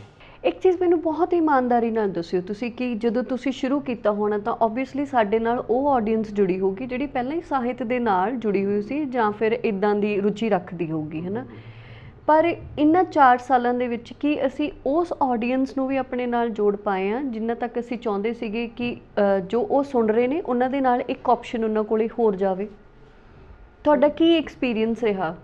ਮੈਨੂੰ ਇਦਾਂ ਲੱਗਦਾ ਕਿ ਅਸੀਂ ਉਸ ਆਡੀਅנס ਤੱਕ ਕਿਸੇ ਹੱਦ ਤੱਕ ਤਾਂ ਪਹੁੰਚ ਸਕੇ ਹਾਂ, ਪਰ ਇਹ ਨਹੀਂ ਕਹਿ ਸਕਦੇ ਵੀ ਆਪਾਂ 100% ਉਹਨਾਂ ਤੱਕ ਪਹੁੰਚ ਸਕੇ ਹਾਂ, ਕਿਉਂਕਿ ਉਹ ਜ਼ਿਆਦਾਤਰ ਜਦੋਂ ਆਪਾਂ ਉਸ ਆਡੀਅנס ਦੀ ਗੱਲ ਕਰਦੇ ਹਾਂ ਉਹ ਆਪਾਂ ਮੰਨਦੇ ਹਾਂ ਯੂਥ, ਹੈ ਨਾ, ਯੂਥ ਦੀ ਗੱਲ ਕਰ ਦਿੰਦੇ ਹਾਂ, ਕਿਉਂਕਿ ਜ਼ਿਆਦਾਤਰ ਇੱਦਾਂ ਹੁੰਦਾ ਕਿ ਇੱਦਾਂ ਦਾ ਕੰਟੈਂਟ ਜਿਹੜਾ ਜੀਵੇ ਪੰਜਾਬ 'ਚ ਆਪਾਂ ਸਿਲੈਕਟ ਕਰਦੇ ਹਾਂ ਉਹ ਕਿਤੇ ਨਾ ਕਿਤੇ ਫੈਮਲੀਜ਼ ਦੇ ਨਾਲ ਬਹਿ ਕੇ ਸੁਣਨ ਵਾਲਾ ਕੰਟੈਂਟ ਆ, ਵੀ ਉਹਨੂੰ ਐ ਨਹੀਂ ਕਹਿ ਸਕਦੇ ਵੀ ਸਿਰਫ ਇੱਕ ਕਮਿਊਨਿਟੀ ਦਾ ਜਾਂ ਇੱਕ ਤਬਕੇ ਦਾ ਉਹ ਕੰਟੈਂਟ ਹੈਗਾ। ਤਾਂ ਜਿਹੜਾ ਸਵਾਲ ਤੁਸੀਂ ਜਿਸ ਤਰੀਕੇ ਨਾਲ ਉਹ ਪੁੱਛਿਆ ਆ ਕਿ ਉਹ ਸਾਡੀ ਕੋਸ਼ਿਸ਼ ਤਾਂ ਇਹੀ ਆ ਕਿ ਉਹ ਪਹੁੰਚੇ ਹਰ ਵਰਗ ਦੇ ਬੰਦੇ ਕੋਲ, ਉਹ ਬਜ਼ੁਰਗ ਵੀ ਗਾਉਂਦੇ ਹੋਣ ਉਹਨੂੰ। ਸੋ ਇੱਦਾਂ ਦੀਆਂ ਚੀਜ਼ਾਂ ਜਿਹੜੀਆਂ ਇਹਦੇ 'ਚ ਸਫਲ ਅਸੀਂ ਕੁਛ ਹੱਦ ਤੱਕ ਹੈਗੇ ਹਾਂ, ਪਰ ਕੁਛ ਅਜੇ ਕੋਸ਼ਿਸ਼ ਉਹ ਲਗਾਤਾਰ ਜਦੋਂ ਕੰਮ ਕਰਦੇ ਰਵਾਂਗੇ, ਜਦੋਂ ਨਿਰੰਤਰ ਰਵਾਂਗੇ ਉਸ ਚੀਜ਼ ਦੇ ਵਿੱਚ, ਫਿਰ ਡੈਫੀਨੇਟਲੀ ਉਹ ਹੋਰ ਜ਼ਿਆਦਾ ਉਸ ਆਡੀਅנס ਤੱਕ ਪਹੁੰਚ ਜਾਣਗੀਆਂ। ਬਾਕੀ ਜੋ ਮਤਲਬ ਜੋ ਤੁਸੀਂ ਕਹਿ ਰਹੇ ਹੋ ਐਜ਼ ਅ ਕੰਪੈਰੀਜ਼ਨ ਕਿ ਉਹ ਗੀਤ ਸੁਣਦੇ ਤੇ ਆ ਵੀ ਸੁਣਦੇ ਨੇ, ਤਾਂ ਉਹਦੇ ਕੰਪੈਰੀਜ਼ਨ ਕਾਫੀ ਮੇਰੇ ਨੋਨ ਦੇ ਵਿੱਚ ਜਾਂ ਨਹੀਂ ਵੀ ਹੈਗੇ ਜਿਹੜੇ ਨੋਨ ਦੇ ਵਿੱਚ ਕਾਫੀ ਸਾਨੂੰ ਐਪਰੀਸ਼ੀਏਟ ਕਰਦੇ ਆ ਵੀ ਆਹ ਚੀਜ਼ ਸਾਨੂੰ ਚਾਹੀਦੀ ਸੀ ਜਿਹੜੀ ਤੁਹਾਡੇ ਕੋਲੋਂ ਸਾਨੂੰ ਮਿਲ ਗਈ ਹੈ। ਬਿਲਕੁਲ। ਤੇ ਫਾਈਨੈਂਸ਼ਲੀ ਕੀ ਰਿਹਾ, ਕਿਉਂਕਿ ਇੱਦਾਂ ਦੇ ਇਵੈਂਟਸ ਨੂੰ ਬਹੁਤ ਜ਼ਿਆਦਾ ਸਪੋਂਸਰ ਮਤਲਬ ਛੇਤੀ ਕਨਵਿੰਸ ਨਹੀਂ ਹੁੰਦੇ, ਹੈ ਨਾ, ਕਿਉਂਕਿ ਉਹਨਾਂ ਨੂੰ ਲੱਗਦਾ ਹੈ ਕਿ ਤੁਹਾਡਾ ਦਾਇਰਾ ਲਿਮਿਟਡ ਆ ਜਾਂ ਨਹੀਂ, ਇੱਦਾਂ ਦੀ ਇਵੈਂਟ ਨਹੀਂ ਅਸੀਂ ਕੋਈ ਵੱਡਾ ਕੋਈ ਕਿਸੇ ਸਿੰਗਰ ਦਾ ਕਮਰਸ਼ੀਅਲ ਸਿੰਗਰ ਦਾ ਕੁਝ ਹੋਵੇ, ਹੈ ਨਾ, ਤਾਂ ਫਿਰ ਅਸੀਂ ਕਰ ਸਕਦੇ ਹਾਂ। ਤਾਂ ਹੁਣ ਤੱਕ ਮਤਲਬ ਕਿੱਦਾਂ ਸਸਟੇਨ ਕਰਦੇ ਆਏ ਹੋ ਤੁਸੀਂ ਫਾਈਨੈਂਸ਼ਲੀ, ਜੇ ਅਸੀਂ ਗੱਲ ਕਰੀਏ? ਉਹਦੇ ਵਿੱਚ ਨਾ ਸਭ ਤੋਂ ਵੱਡਾ ਜਿਹੜਾ ਸਾਡਾ ਪਾਰਟ ਰਹਿੰਦਾ ਉਹ ਰਹਿੰਦੀਆਂ ਟਿਕਟਸ। ਜਦੋਂ ਅਸੀਂ ਆਪਣਾ ਇਵੈਂਟ ਡਿਸਾਈਡ ਕਰ ਲੈਂਦੇ ਹਾਂ ਕਿ ਇਹ ਚੀਜ਼ ਅਸੀਂ ਕਰਨੀ ਆ, ਉਹਦੇ 'ਚ ਸਭ ਤੋਂ ਪਹਿਲਾਂ ਇਹ ਕੰਮ ਹੀ ਭੈਣ ਜੀ ਇੱਦਾਂ ਦਾ ਆ, ਇਹਦੇ 'ਚ ਸਭ ਤੋਂ ਪਹਿਲਾਂ ਤੁਹਾਨੂੰ ਰਿਸਕ ਲੈਣਾ ਪੈਂਦਾ, ਬਾਅਦ 'ਚ ਤੁਹਾਨੂੰ ਡਿਸਾਈਡ ਕਰਨਾ ਹੁੰਦਾ ਕਿ ਅੱਛਾ ਤੁਸੀਂ ਇੱਥੋਂ ਰੈਵਨਿਊ ਵੀ ਜਨਰੇਟ ਕਰ ਸਕਦੇ ਹੋ। ਅਤੇ ਉਹ ਜਿਹੜਾ ਮੋਟਾ ਸਾਫ਼ ਕਲੀਅਰ ਇੱਕ ਪਰਸਪੈਕਟਿਵ ਜਿਹਦੇ ਕਰਕੇ ਹੁਣ ਤੱਕ ਜਿਵੇਂ ਪੰਜਾਬ ਚੱਲਦਾ ਆ ਰਿਹਾ, ਉਹ ਹੈਗਾ ਉਹ ਲੋਕਾਂ ਦਾ ਸਪੋਰਟ ਕਰਨਾ, ਟਿਕਟਸ ਖਰੀਦ ਕੇ ਉਸ ਪ੍ਰੋਗਰਾਮ ਨੂੰ ਦੇਖਣ ਆਉਣਾ, ਫਿਰ ਉਹਨਾਂ ਨੂੰ ਉਸ ਪ੍ਰੋਗਰਾਮ ਦਾ ਚੰਗਾ ਲੱਗਣਾ ਜਾਂ ਫਿਰ ਲੋਕਾਂ ਨੂੰ ਬਾਕੀਆਂ ਨੂੰ ਜਾ ਕੇ ਦੱਸਣਾ ਜਾਂ ਹੋਰ ਲੋਕਾਂ ਨੂੰ ਪ੍ਰੇਰਿਤ ਕਰਨਾ, ਉਹ ਸੈਕੰਡਰੀ ਆ ਜਾਂਦੀ ਆ ਆਪਸ਼ਨ। ਅਤੇ ਹੁਣ ਤੱਕ ਅਸੀਂ ਇਹਨੂੰ ਸਸਟੇਨ ਕਰਨ ਦੀ ਕੋਸ਼ਿਸ਼ ਕਰਦੇ ਪਏ ਸੀਗੇ, ਅਤੇ ਜਿੰਨਾ ਕੁ ਅਸੀਂ ਮਤਲਬ ਆਪਣੀ ਮਿਹਨਤ ਕੀਤੀ ਆ, ਜਿਵੇਂ ਜਦੋਂ ਆਪਾਂ ਪਹਿਲੇ ਪ੍ਰੋਗਰਾਮ ਤੋਂ ਗੱਲ ਕਰਦੇ ਹਾਂ ਤਾਂ ਇੱਕ ਪ੍ਰੋਗਰਾਮ ਸੀਗਾ ਜਿਹਦੇ 'ਚ ਅਸੀਂ 12 ਟਿਕਟ ਵੇਚੀਆਂ ਸਿਰਫ। ਉਸ ਤੋਂ ਬਾਅਦ ਉਹ ਵੀ ਪ੍ਰੋਗਰਾਮ ਸੀਗਾ ਜਿਹਦੇ 'ਚ ਅਸੀਂ 800 ਟਿਕਟ ਵੀ ਵੇਚੀ, ਹੈ ਨਾ। ਅਤੇ ਉਹਨਾਂ ਸਾਰੀਆਂ ਚੀਜ਼ਾਂ ਦੇ ਵਿੱਚ ਉਹ ਜਿੱਦਾਂ ਅਸੀਂ ਕੰਮ ਕਰਦੇ ਗਏ, ਜਿੱਦਾਂ ਨਿਰੰਤਰ ਕੰਮ ਕਰਦੇ ਗਏ, ਵੀ ਇੱਦਾਂ ਨਹੀਂ ਦੇਖਿਆ ਕਿ ਯਾਰ ਹੁਣ ਪੈਸੇ ਹੈ ਨਹੀਂ ਤਾਂ ਨਹੀਂ ਕਰਨਾ, ਹੁਣ ਹੈਗੇ ਆ ਤਾਂ ਕਰਨਾ। ਕਿਤੋਂ ਨਾ ਕਿਤੋਂ ਮਤਲਬ ਕੋਈ ਪਿਆਰੇ ਸੱਜਣ, ਕੋਈ ਅਬਰੋਡ ਤੋਂ ਕੋਈ ਇੱਥੋਂ ਸਰਕਲ ਦੇ ਵਿੱਚ, ਜਿਹਦੇ ਵਿੱਚ ਸਭ ਤੋਂ ਵੱਡਾ ਸਾਥ ਰਿਹਾ ਸਾਨੂੰ ਜਦੋਂ ਅਸੀਂ ਸਭ ਤੋਂ ਵੱਡਾ ਪ੍ਰੋਗਰਾਮ ਕੀਤਾ ਸੀਗਾ ਗੁਰੂ ਨਾਨਕ ਦੇਵ ਭਵਨ ਜਸਵੰਤ ਸਿੰਘ ਜ਼ਫਰ ਜੀ ਦਾ। ਉਹਨਾਂ ਨੇ ਉਸ ਤੋਂ ਪਹਿਲਾਂ ਇੱਕ ਛੋਟਾ ਪ੍ਰੋਗਰਾਮ ਦੇਖਿਆ ਸੀ ਬਿਸਤਰੋ ਦੇ ਵਿੱਚ, ਅਤੇ ਉਦੋਂ ਮੈਕਸਿਮਮ ਆਡੀਅנס 40 ਹੁੰਦੀ ਸੀ, ਅਤੇ ਉਹਨਾਂ ਨੇ ਕਿਹਾ ਵੀ ਹੁਣ ਇਹ ਆਡੀਅנס ਜਿਹੜੀ ਹੈ ਇਹ ਦਾਇਰਾ ਛੋਟਾ ਹੋ ਚੁੱਕਿਆ ਹੋਇਆ, ਇਹਨੂੰ ਵੱਡੇ ਲੈਵਲ 'ਤੇ ਆਪਾਂ ਲੈ ਕੇ ਜਾਣਾ। 40 ਦੀ ਆਡੀਅנס ਤੋਂ ਬਾਅਦ ਸਿੱਧਾ 800 ਬੰਦਿਆਂ ਦਾ ਪ੍ਰੋਗਰਾਮ ਕੀਤਾ ਸੀ, ਅਤੇ ਉਹ ਵੀ ਮਤਲਬ ਹਾਊਸਫੁੱਲ ਕੀਤਾ। ਜਿਸ ਪ੍ਰੋਗਰਾਮ ਦੇ ਵਿੱਚ ਮੈਂ ਵੀਰੇ ਨੇ ਪਹਿਲੀ ਵਾਰੀ ਗਾਇਆ, ਉਹ ਇਸੇ ਪ੍ਰੋਗਰਾਮ, ਅਤੇ ਉਹ ਫਿਰ ਸਾਨੂੰ ਥੋੜ੍ਹਾ ਜਿਹਾ ਹੋਰ ਹੌਸਲਾ ਵੀ ਹੁੰਦਾ ਸੀਗਾ। ਹਾਲਾਂਕਿ ਉਸ ਪ੍ਰੋਗਰਾਮ ਤੋਂ ਬਾਅਦ ਅਸੀਂ ਚੰਡੀਗੜ੍ਹ ਇੱਕ ਪ੍ਰੋਗਰਾਮ ਕੀਤਾ ਸੀ, ਉਹਦੇ ਵਿੱਚ ਬਹੁਤ ਅਸੀਂ ਘਾਟਾ ਖਾਧਾ ਕਿਉਂਕਿ ਅਸੀਂ ਪਹਿਲੀ ਵਾਰੀ ਬਾਹਰ ਨਿਕਲ ਰਹੇ ਸੀ ਸ਼ਹਿਰ ਤੋਂ, ਅਤੇ ਬਹੁਤ ਸਾਨੂੰ ਦਿੱਕਤਾਂ ਵੀ ਆਈਆਂ। ਪਰ ਹੌਲੀ ਕਰਦੇ ਉਹਦੀ ਸਸਟੇਨੇਬਿਲਿਟੀ ਦਾ ਸਾਨੂੰ ਇਹ ਪਤਾ ਲੱਗ ਗਿਆ ਸੀ ਵੀ ਇਹਦੇ ਤੋਂ ਅਸੀਂ ਕਿਸ ਪ੍ਰੋਸੈਸ ਨਾਲ ਰੈਵਨਿਊ ਜਨਰੇਟ ਕਰ ਸਕਦੇ ਹਾਂ। ਅੱਛਾ। ਅਤੇ ਹੁਣ ਜਦੋਂ ਅਸੀਂ ਆਹ ਨਵਾਂ ਇਵੈਂਟ ਕਰ ਰਹੇ ਹਾਂ, ਫਿਰ ਸਾਡੇ ਨਾਲ ਬੰਟੀ ਬੈਂਸ ਪ੍ਰੋਡਕਸ਼ਨਸ ਤੋਂ, ਵਨ ਡਿਜੀਟਲ ਐਂਟਰਟੇਨਮੈਂਟ ਤੋਂ ਗੁਰਪ੍ਰੀਤ ਭਾਜੀ ਹੋਣੀ, ਜਦੋਂ ਮੇਰੀ ਉਹਨਾਂ ਨਾਲ ਗੱਲ ਹੋਈ ਤਾਂ ਉਹਨਾਂ ਨੂੰ ਮੈਂ ਇਹ ਕੌਨਸੈਪਟ ਦੱਸਿਆ ਸੀਗਾ, ਅਤੇ ਉਹ ਮੈਨੂੰ ਲੱਗਦਾ ਕਿ ਜਦੋਂ ਤੁਹਾਡੇ ਸੱਜੇ ਖੱਬੇ ਤੁਹਾਡੇ ਨਾਲ ਦੇ ਆ ਕੇ ਖੜ੍ਹ ਜਾਂਦੇ ਆ, ਅਤੇ ਉਹ ਸੇਮ ਸੋਚ ਨਾਲ ਚੱਲਣ ਵਾਲੇ ਬੰਦੇ ਹੋਰ ਆ ਕੇ ਮਤਲਬ ਉਸ ਚੀਜ਼ ਨੂੰ ਕਹਿਣ ਵੀ ਆਪਾਂ ਇਹ ਕਰਨਾ, ਬਸ ਇਹਨੂੰ ਆਪਾਂ ਰੁਕਣ ਨਹੀਂ ਦੇਣਾ, ਉਹ ਫਿਰ ਭਰਾਵਾਂ ਵਰਗਾ ਸਾਥ ਜਦੋਂ ਇੱਦਾਂ ਦਾ ਮਿਲ ਜਾਂਦਾ, ਹੁਣ ਹੋਰ ਹੱਲਾਸ਼ੇਰੀ ਆ, ਹੁਣ ਫਿਰ ਕਿਸੇ ਚੀਜ਼ ਦੀ ਟੈਨਸ਼ਨ ਨਹੀਂ ਰਹਿੰਦੀ, ਉਹ ਕਹਿੰਦੇ ਵੀ ਬਸ ਆਪਾਂ ਕਰਨਾ ਆ, ਤੁਸੀਂ ਇਹਨੂੰ ਬਣਾਓ। ਬਿਲਕੁਲ। ਅਤੇ ਮੈਂ ਕਹਿੰਦੀ ਮਨਜਿੰਦਰ ਤੋਂ ਹੁਣ ਆਪਾਂ ਇੱਕ ਗਾਣਾ ਸੁਣ ਲਈਏ। ਜਿਵੇਂ ਪੰਜਾਬ ਦੇ ਜਿਹੜੇ ਥੀਮ ਸੌਂਗ ਦੀ ਤੁਹਾਨੂੰ ਇੱਕ ਛੋਟੀ ਜਿਹੀ ਝਲਕ ਸੁਣਾਉਣਾ। ਕਹਿੰਦੇ ਵੀ ਇੱਕ ਆਸਾ ਹੈ ਹੁਣ ਝਲਕਦੀ, ਕਣਕਾਂ ਦੇ ਨਿਤਰੇ ਰੰਗ ਚੋਂ, ਪੱਗਾਂ ਸਿਰਾਂ ਦੇ ਤਾਜ ਤੋਂ, ਫੁਲਕਾਰੀਆਂ ਦੀ ਸੰਗ ਤੋਂ, ਗੀਤਾਂ ਦੀ ਉੱਡਦੀ ਮਹਿਕ ਤੋਂ, ਚਿੜੀਆਂ ਦੀ ਵਿਸਰੀ ਚਹਿਕ ਤੋਂ। ਕਿ ਆਵੇਗਾ ਖੁਸ਼ੀਆਂ ਦਾ ਮੇਲਾ, ਹੋ ਕੇ ਪੱਬਾਂ ਭਾਰ ਵੇ, ਹਾਸ਼ਮ ਦੇ ਹੋਣ ਦਵਾਨੜੇ ਤੇ ਸ਼ਿਵ ਦੇ ਹੋਣ ਯਾਰ ਵੇ। ਸਰਦਾਰਾਂ ਦੇ ਸਿਰ ਪਗੜੀਆਂ, ਮੁੱਲੇ ਦੇ ਵਾਰਸ ਬੰਨ੍ਹਦੇ, ਕਿ ਲਾਲ ਨੀਲਾ ਕਾਸ਼ਨੀ, ਨਾ ਫਰਕ ਹੋਣੇ ਮੰਨਦੇ, ਕਿ ਲਾਲ ਨੀਲਾ ਕਾਸ਼ਨੀ, ਨਾ ਫਰਕ ਹੋਣੇ ਮੰਨਦੇ। ਇਹ ਸਾਡੇ ਜਿਵੇਂ ਪੰਜਾਬ ਸੌਂਗ ਦਾ ਥੋੜ੍ਹਾ ਜਿਹਾ ਤੁਹਾਨੂੰ ਟੱਪਾ ਜਿਹਾ ਸੁਣਾਇਆ ਮੈਂ। ਪੂਰਾ ਗੀਤ ਆਪਾਂ ਤੁਹਾਨੂੰ 4 ਦਸੰਬਰ ਨੂੰ ਜਿਹੜਾ ਸਾਡਾ ਪ੍ਰੋਗਰਾਮ ਹੋਣ ਜਾ ਰਿਹਾ ਉਹਦੇ ਵਿੱਚ ਸੁਣਾਇਆ ਜਾਏਗਾ। ਇਹ ਸਾਡਾ ਥੀਮ ਸੌਂਗ ਦਾ ਟੱਪਾ ਬਹੁਤ ਚਲਾਕ ਨੇ ਇਹ, ਪਰ ਬਹੁਤ ਮਿਹਰਬਾਨੀ। ਤੇ ਮੈਂ ਚਾਹੂੰਗੀ ਮਨਜਿੰਦਰ ਜਾਂ ਤੁਸੀਂ ਜਾਂ ਸੌਰਵ, ਤੁਸੀਂ ਸਾਨੂੰ ਦੱਸੋ ਕਿ ਇਸ ਵਾਰ ਵਾਲੇ ਇਵੈਂਟ ਦੇ ਵਿੱਚ ਇੱਕ ਚੀਜ਼ ਹੋਰ, ਜਿਵੇਂ ਇਹਨਾਂ ਨੇ ਹੁਣੇ ਕਿਹਾ ਕਿ ਸਾਡਾ ਜਿਹੜਾ ਪੂਰਾ ਇਨਕਮ ਦਾ ਸੋਰਸ ਹੁੰਦਾ, ਸਭ ਤੋਂ ਮੇਨ ਹੁੰਦੀਆਂ ਨੇ ਸਾਡੀਆਂ ਟਿਕਟਾਂ। ਅਤੇ ਇਸ ਵਾਲੇ ਇਵੈਂਟ ਜਿਹੜਾ ਕਿ 4 ਦਸੰਬਰ ਨੂੰ ਗੁਰੂ ਨਾਨਕ ਦੇਵ ਭਵਨ ਲੁਧਿਆਣਾ ਵਿਖੇ ਹੋਣ ਜਾ ਰਿਹਾ, ਉਹਦੀਆਂ ਟਿਕਟਾਂ ਤੁਸੀਂ ਬੁੱਕ ਮਾਈ ਸ਼ੋ 'ਤੇ ਜਾ ਕੇ ਬੁੱਕ ਕਰ ਸਕਦੇ ਹੋ। ਅਤੇ ਉਹਦਾ ਲਿੰਕ ਸਾਡੀ ਇਸੇ ਇੰਟਰਵਿਊ ਦੀ ਡਿਸਕ੍ਰਿਪਸ਼ਨ ਦੇ ਵਿੱਚ ਪਿਆ ਹੋਇਆ, ਤੁਸੀਂ ਉੱਥੇ ਕਲਿੱਕ ਕਰੋ ਅਤੇ ਇਸ ਆਉਣ ਵਾਲੇ ਇਵੈਂਟ ਦੀਆਂ ਟਿਕਟਾਂ ਤੁਸੀਂ ਬੁੱਕ ਕਰ ਸਕਦੇ ਹੋ। ਇਸ ਵਾਲੇ ਇਵੈਂਟ ਦੇ ਵਿੱਚ ਤੁਹਾਡੇ ਨਾਲ ਹੋਰ ਕਿਹੜੇ ਆਰਟਿਸਟ ਹੋਣਗੇ ਜਿਹੜੇ ਪਰਫਾਰਮ ਕਰਨ ਜਾ ਰਹੇ ਨੇ? ਸੋ ਇਹਦੇ ਵਿੱਚ ਮਨਜਿੰਦਰ ਸਿੰਘ ਜਿਵੇਂ ਕਿ ਬੈਠੇ ਆ ਇੱਥੇ, ਇਹ ਤਾਂ ਪਰਫਾਰਮ ਕਰ ਹੀ ਰਹੇ ਆ। ਉਹਦੇ ਨਾਲ ਦਿਵਯਮ ਸੋਢੀ ਤੇ ਦੇਵ ਰਾਵਤ ਕਰਨਾਲ ਤੋਂ, ਇਹ 2 ਆਰਟਿਸਟ ਨੇ। ਦੇਵ ਰਾਵਤ ਨੇ ਪਹਿਲਾਂ ਵੀ ਸਾਡੇ ਇਵੈਂਟ 'ਚ ਇੱਕ ਵਾਰੀ, ਲਾਸਟ ਅਸੀਂ ਜਿਹੜਾ ਇਸ ਤੋਂ ਪਹਿਲਾਂ ਇਵੈਂਟ ਕੀਤਾ ਸੀ ਉਹਦੇ ਵਿੱਚ ਗਾਇਆ ਸੀਗਾ। ਤੇ ਦਿਵਯਮ ਸੋਢੀ ਵੈਸੇ ਬਾਲੀਵੁੱਡ 'ਚ ਕੰਮ ਕਰ ਰਹੇ ਆ, ਕੁਛ ਉਹਨਾਂ ਦੇ ਗੀਤ ਆ ਰਹੇ ਸੀਗੇ, ਪਰ ਉਹਨਾਂ ਨੂੰ ਅਸੀਂ ਇੰਸਟਾਗ੍ਰਾਮ ਤੋਂ ਦੇਖਿਆ ਸੀਗਾ, ਕੁਛ ਪ੍ਰੋਫਾਈਲਸ, ਕੁਛ ਉਹਨਾਂ ਨਾਲ ਰਾਬਤਾ ਸੀਗਾ ਸਾਡਾ, ਕੁਛ ਉਹਨਾਂ ਦਾ ਸਾਡੇ ਨਾਲ ਸੀਗਾ। ਤੇ ਦੇਵ ਰਾਵਤ, ਦਿਵਯਮ ਸੋਢੀ, ਉਸ ਤੋਂ ਬਾਅਦ ਸੁਪਿੰਦਰ ਕੌਰ ਜੀ ਰੂਪਨਗਰ ਤੋਂ ਇੱਕ ਆਰਟਿਸਟ ਨੇ, ਉਹ ਬੇਸਿਕਲੀ ਫੋਕ ਟੀਚਰ ਨੇ ਆਪਣੇ ਉੱਥੇ ਏਰੀਆ ਦੇ ਵਿੱਚ, ਤੇ ਉਹਨਾਂ ਦੇ ਕੁਛ ਗੀਤ ਹੈਗੇ ਜਿਹੜੇ ਕਿ ਉਹ ਇਸ ਵਾਰ ਪਰਫਾਰਮ ਕਰਨਗੇ। ਫਿਰ ਉਸ ਤੋਂ ਬਾਅਦ ਨੂਰ ਚਾਲ ਹੁਣੀ ਆਉਣ ਵਾਲੇ ਸਮੇਂ 'ਚ ਪੰਜਾਬੀ ਇੰਡਸਟਰੀ 'ਚ ਵੈਸੇ ਵੀ ਉਹਨਾਂ ਦੇ ਕਾਫੀ ਪ੍ਰੋਜੈਕਟਸ ਆ ਰਹੇ ਆ, ਤੇ ਉਹਨਾਂ ਨਾਲ ਸਾਡਾ ਰਾਬਤਾ ਕੋਵਿਡ ਤੋਂ ਪਹਿਲਾਂ ਕੁਛ ਹੋਇਆ ਸੀਗਾ ਕਿ ਉਹਨਾਂ ਦੇ ਫਾਦਰ ਸਾਹਿਬ ਨਾਲ ਸਾਡਾ ਰਾਬਤਾ ਹੋਇਆ ਸੀ, ਤੇ ਉਹਨਾਂ ਨੇ ਸਾਨੂੰ ਕਿਹਾ ਕਿ ਅਸੀਂ ਵੀ ਜਿੱਦਾਂ ਤੁਸੀਂ ਪੰਜਾਬ ਲਈ ਕੁਝ ਕੰਟਰੀਬਿਊਟ ਕਰਦੇ ਪਏ ਹੋ, ਅਸੀਂ ਵੀ ਚਾਹੁੰਦੇ ਹਾਂ ਕਿ ਇਸ ਪਲੇਟਫਾਰਮ ਦੇ ਜ਼ਰੀਏ ਕੁਝ ਕੰਟਰੀਬਿਊਟ ਕਰ ਸਕੀਏ। ਸੋ ਨੂਰ ਚਾਲ, ਮਨਜਿੰਦਰ ਸਿੰਘ, ਦਿਵਯਮ ਸੋਢੀ, ਦੇਵ ਰਾਵਤ ਤੇ ਸੁਪਿੰਦਰ ਕੌਰ, ਇਹ 5 ਆਰਟਿਸਟ ਜਿਹੜੇ ਇਸ ਵਾਰ ਪਰਫਾਰਮ ਕਰ ਰਹੇ ਆ। ਅੱਛਾ, ਤੇ ਇਹਨਾਂ ਦਾ ਇਸ ਵਾਰ ਦਾ ਕੰਟੈਂਟ, ਜਿਵੇਂ ਤੁਸੀਂ ਜ਼ਿਕਰ ਕੀਤਾ ਕਿ ਬਹੁਤ ਸਾਰੇ ਗੀਤ ਅਕੀਦਤ ਜਾਂ ਨਵਾਬ ਖਾਨ ਹੋਰਾਂ ਦੇ ਲਿਖੇ ਹੋਏ ਨੇਗੇ। ਹਾਂਜੀ, ਤੇ ਹੋਰ ਕਿਹੜਾ ਕੰਟੈਂਟ ਹੈ ਜਾਂ ਕਿਹੋ ਜਿਹੇ ਗੀਤ ਇਸ ਵਾਰ ਵਾਲੇ ਪ੍ਰੋਗਰਾਮ 'ਚ ਤੁਸੀਂ ਸ਼ਾਮਿਲ ਕੀਤੇ ਨੇ? ਇਸ ਵਾਰ ਦੇ ਪ੍ਰੋਗਰਾਮ 'ਚ ਜਿਵੇਂ ਮਨਜਿੰਦਰ ਵੀਰੇ ਨੇ ਤਾਂ ਤੁਹਾਨੂੰ ਇਹ ਸੁਣਾਇਆ, ਇਹ ਨਵਦੀਪ ਸਿੰਘ ਦਾ ਲਿਖਿਆ ਹੋਇਆ ਗੀਤ ਆ। ਉਸ ਤੋਂ ਬਾਅਦ ਨਵਾਬ ਵੀਰੇ ਦੇ ਕੁਝ ਗੀਤ ਹੈਗੇ ਆ ਜਿਹੜੇ ਕਿ ਸ਼ਾਮਿਲ ਕੀਤੇ ਆ। ਨੂਰ ਚਾਲ ਹੁਣਾਂ ਨੂੰ ਇੱਕ ਗੀਤ ਦਿੱਤਾ ਆ, ਉਹ ਮੈਂ ਤੁਹਾਨੂੰ 4 ਲਾਈਨਾਂ ਉਹਦੀਆਂ ਇੱਦਾਂ ਹੀ ਪੜ੍ਹ ਕੇ ਸੁਣਾਉਣਾ। ਉਹ ਹੈਗਾ, ਕਿਹਾ ਮੇਰੀ ਰੂਹ ਦਿਆ ਮਹਿਰਮਾ, ਤੂੰ ਝੋਲੀ ਪਾਇਆ ਇਸ਼ਕੇ ਦਾ ਦਾਨ ਵੇ, ਕਿ ਗਿਰਜੇ 'ਚ ਸੁਣਦੇ ਨੇ ਟਲਵੇ, ਮੰਦਰ 'ਚ ਸੁਣਦੀ ਆਜ਼ਾਨ ਵੇ। ਸੁੱਚੇ ਪਾਣੀਆਂ ਦੇ ਵਿੱਚ ਸੱਜਣਾ, ਦੀਪ ਤੇਰੇ ਨਾਮ ਦੇ ਹਾਂ ਤਾਰਦੀ, ਬਾਣੀਆਂ ਦੀ ਰੰਗਤ ਹੈ ਉੱਡਦੀ, ਜਿਸ ਪਲ ਆਏ ਤਾਂ ਉਚਾਰਦੀ, ਗੀਤਾ ਤੇ ਗ੍ਰੰਥ ਇੱਕ ਹੋ ਗਏ, ਇੱਕ ਹੋ ਗਈਆਂ ਅਜੀਲ ਤੇ ਕੁਰਾਨ ਵੇ, ਕਿ ਗਿਰਜੇ 'ਚ ਸੁਣਦੇ ਨੇ ਟਲਵੇ, ਮੰਦਰ 'ਚ ਸੁਣਦੀ ਆਜ਼ਾਨ ਵੇ। ਸੋ ਇੱਦਾਂ ਦੇ ਗੀਤ। ਉਸ ਤੋਂ ਬਾਅਦ ਕੁਛ ਇੱਦਾਂ ਦੇ ਗੀਤ ਜਿਵੇਂ ਕੁਛ ਟੱਪੇ ਹੈਗੇ ਆ, ਨੀਰ ਨੁੱਚੜੇ ਗੁਲਾਬਾਂ ਤੋਂ, ਨੈਣਾ 'ਚ ਰਬਾਬ ਚਮਕੇ, ਮੁੰਡਾ ਲੱਗਦਾ ਪੰਜਾਬਾਂ ਤੋਂ, ਹੈ ਨਾ। ਸੋ ਇੱਦਾਂ ਦੇ ਕੁਛ ਮਤਲਬ ਥੋੜ੍ਹਾ ਕਮਰਸ਼ੀਅਲ ਟੱਚ ਵੀ ਹੋਊਗਾ, ਤੇ ਥੋੜ੍ਹਾ ਸਾਹਿਤਿਕ ਰੰਗ ਵੀ ਹੋਊਗਾ, ਥੋੜ੍ਹਾ ਫੋਕ ਦਾ ਵੀ ਹੋਊਗਾ। ਲੋਕ ਗੀਤਾਂ ਦੇ ਵਿੱਚ ਜਿੰਦੂਆ ਇਸ ਵਾਰ ਉਹਨੂੰ ਨਵੇਂ ਤਰੀਕੇ ਨਾਲ ਪੇਸ਼ ਕਰਦੇ ਪਏ ਆ। ਉਹਦੇ ਜਿਹੜੇ ਬੋਲ ਆ ਕੁਛ ਨਵੇਂ ਜਿਹੜੇ ਪਹਿਲਾਂ ਗਾਏ ਨਹੀਂ ਗਏ।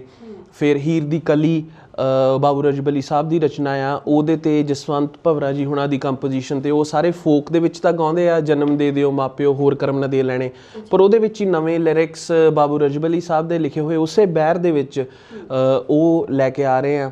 ਸੋ ਇੱਦਾਂ ਬਹੁਤ ਸਾਰੇ ਗੀਤ ਹੈਗੇ ਆ। ਫਿਰ ਇੱਕ ਮੁੰਡਾ ਲਵਪ੍ਰੀਤ ਅਬੋਰ ਤੋਂ ਆ ਉਹ, ਤੇ ਉਹ ਸਟੱਡੀ ਕਰ ਰਿਹਾ, 22 ਸਾਲਾਂ ਦਾ ਮੁੰਡਾ ਆ। ਉਹਦਾ ਗੀਤ ਆ, ਕੀ ਕਿਸੇ ਨੇ ਸ਼ੋਰ ਸੁਣਨਾ, ਕੀ ਕਰਨਾ ਬੜਕਾਂ ਦਾ, ਕੀ ਕਰਨਾ ਅਸੀਂ ਜੰਗਲ ਵੱਢ ਕੇ ਕੱਢੀਆਂ ਸੜਕਾਂ ਦਾ, ਕੀ ਮੁਨਾਫਾ ਖੱਟਾਂਗੇ ਅਸੀਂ ਵੇਚ ਕੇ ਪਾਣੀ ਨੂੰ, ਕਿਸ ਦੀ ਨਜ਼ਰ ਲੱਗ ਗਈ ਪੰਜਾਬ ਦੀ ਧਰਤੀ ਰਾਣੀ ਨੂੰ।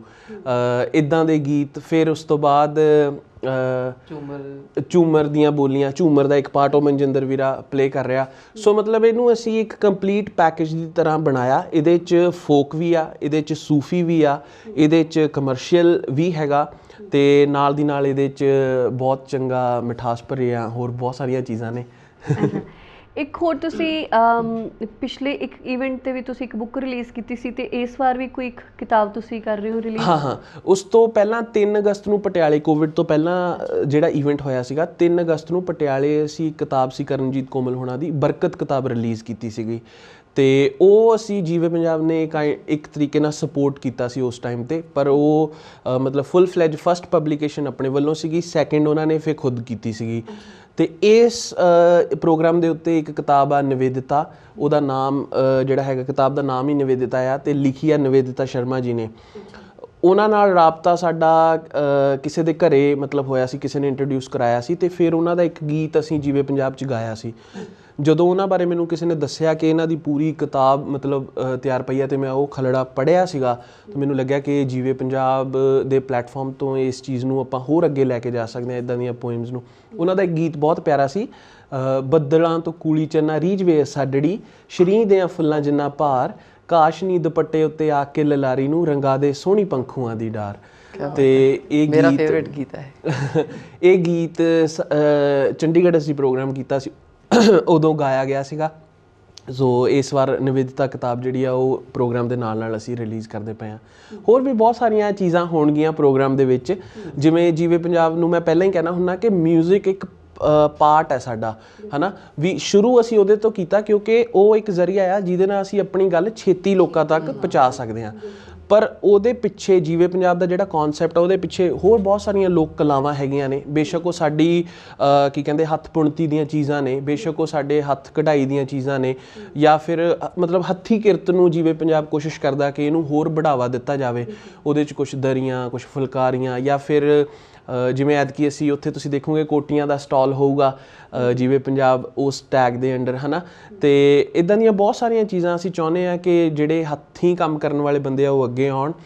ਅਤੇ ਇੱਦਾਂ ਹੀ ਆਪਣਾ ਸਾਜ਼ਾਂ ਨੂੰ ਲੈ ਕੇ ਵੀ ਕਨਸੈਪਟ ਇਹੀ ਰਹਿੰਦਾ ਕਿ ਜਿਹੜੇ ਹੱਥੀਂ ਵੱਜਣ ਵਾਲੇ ਸਾਜ਼ ਨੇ, ਜਿਵੇਂ ਅਸੀਂ ਇਹ ਕਹਿੰਦੇ ਹੁੰਦੇ ਹਾਂ ਕਿ ਅਸੀਂ ਨੋਨ ਇਲੈਕਟ੍ਰੋਨਿਕ ਇੰਸਟਰੂਮੈਂਟ ਰੱਖਦੇ ਹਾਂ ਸਾਰੇ ਪ੍ਰੋਗਰਾਮ 'ਚ, ਪਰ ਸਾਡੀ ਕੋਸ਼ਿਸ਼ ਇਹ ਹੁੰਦੀ ਹੈ ਕਿ ਜ਼ਰੂਰੀ ਨਹੀਂ ਹੈਗਾ ਵੀ ਉਹ ਜਿਹੜੇ ਸਾਜ਼ ਹੈਗੇ ਆ ਵੀ ਉਹ ਵੈਸਟਰਨ ਨਾ ਹੋਣ, ਉਹਦਾ ਕੋਈ ਚੱਕਰ ਨਹੀਂ ਹੁੰਦਾ।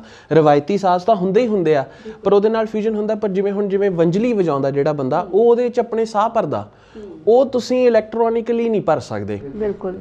ਈਵਨ ਕਿ ਅੱਜ ਵੀ ਅਸੀਂ ਇਹ ਗੱਲ ਕਰਦੇ ਪਏ ਸੀ ਕਿ ਜਿਹੜੇ ਸਾਡੇ ਤੰਤੀ ਸਾਜ਼ ਹੁੰਦੇ ਆ, ਜਿਹੜੇ ਗੁਰਬਾਣੀ ਦੇ ਸਾਜ਼ ਹੁੰਦੇ ਆ, ਉਹਨਾਂ ਦਾ ਜਿਹੜੇ ਮਿਊਜ਼ਿਕ ਨਾਲ ਰਿਲੇਟ ਕਰਦੇ ਬੰਦੇ ਉਹ ਸਮਝਣਗੇ। ਉਹਨਾਂ ਦਾ ਜਿਹੜਾ ਸਾਹ ਹੁੰਦਾ ਆ, ਜਦੋਂ ਆਪਾਂ ਇੱਕ ਸੁਰ ਲੈਂਦੇ ਆ, ਉਹਦੇ ਵਿੱਚ ਤੇ ਇਲੈਕਟ੍ਰੋਨਿਕ ਦੇ ਵਿੱਚ ਬੜਾ ਡਿਫਰੈਂਸ ਹੁੰਦਾ ਕਿਉਂਕਿ ਉਹਦੇ 'ਚ ਹਲਕੀਆਂ ਹੁਣ ਆਪਾਂ ਡਿਟੇਲ 'ਚ ਜਾਵਾਂਗੇ ਬਹੁਤ ਸ਼ਰੂਤੀਆਂ ਦੇ ਕਿ ਉਹਦੇ 'ਚ ਸ਼ਰੂਤੀਆਂ ਹੁੰਦੀਆਂ ਨੇ, ਉਹਦੇ 'ਚ ਉਹਨਾਂ ਸੁਰਾਂ 'ਚ ਇੰਨੀ ਮਤਲਬ ਡਿਟੇਲਿੰਗ ਹੁੰਦੀ ਆ। ਇਸ ਲਈ ਇੱਕ ਤੋਂ ਦੂਜੇ ਸੁਰ ਤੱਕ ਜਾਣ ਦੇ ਵਿੱਚ ਬਹੁਤ ਕੁਝ ਹੁੰਦਾ ਹੈ। ਤਾਂ ਉਹ ਜੋ ਆਪਾਂ ਤੰਤੀ ਸਾਜ਼ ਨੇ ਜਿਹੜੇ ਸਾਡੇ, ਹਾਂਜੀ, ਤੇ ਉਹਨਾਂ ਦੇ ਵਿੱਚ ਜੋ ਡਿਫਾਈਨ ਹੋ ਜਾਂਦਾ ਹੈ ਉਹ ਇਲੈਕਟ੍ਰੋਨਿਕ ਆਪਾਂ ਨਹੀਂ ਕਰ ਸਕਦੇ। ਇਹ ਬਿਲਕੁਲ ਰਿਐਲਿਟੀ। ਸੋ ਸਾਡੇ ਸਾਜ਼ੀ ਵੀ ਜਿਹੜੇ ਹੁੰਦੇ ਆ, ਜਿੰਨੇ ਇੰਪੋਰਟੈਂਟ ਸਾਡੇ ਕੀ ਕਹਿੰਦੇ ਆ ਰਾਈਟਰਸ ਹੁੰਦੇ ਆ, ਜਿੰਨੇ ਇੰਪੋਰਟੈਂਟ ਸਾਡੇ ਸਿੰਗਰਸ ਹੁੰਦੇ ਆ, ਉਨਾ ਹੀ ਇੰਪੋਰਟੈਂਟ ਜਿਹੜਾ ਹੈਗਾ ਉਹ ਇੱਕ ਮਿਊਜ਼ੀਸ਼ੀਅਨ ਉੱਥੇ ਬੈਠਾ ਹੋਇਆ ਵਜਾਉਣ ਵਾਲਾ ਬੰਦਾ ਆ। ਜਿਵੇਂ ਸਾਡੇ ਕੋਲ ਐਤਕੀ ਸਰੋਦ ਹੋਊਗੀ, ਊਦ ਹੋਊਗੀ, ਟਰਕਿਸ਼ ਇੰਸਟਰੂਮੈਂਟ ਆ, ਤੇ ਉਸ ਤੋਂ ਇਲਾਵਾ ਕਾਫੀ ਪਤਾ ਹੀ ਨਹੀਂ ਹੈਗਾ ਇਹਨਾਂ ਇੰਸਟਰੂਮੈਂਟ ਦਾ, ਆਪਾਂ ਜਾਣੂ ਕਰਾਵਾਂਗੇ। ਹਾਂ,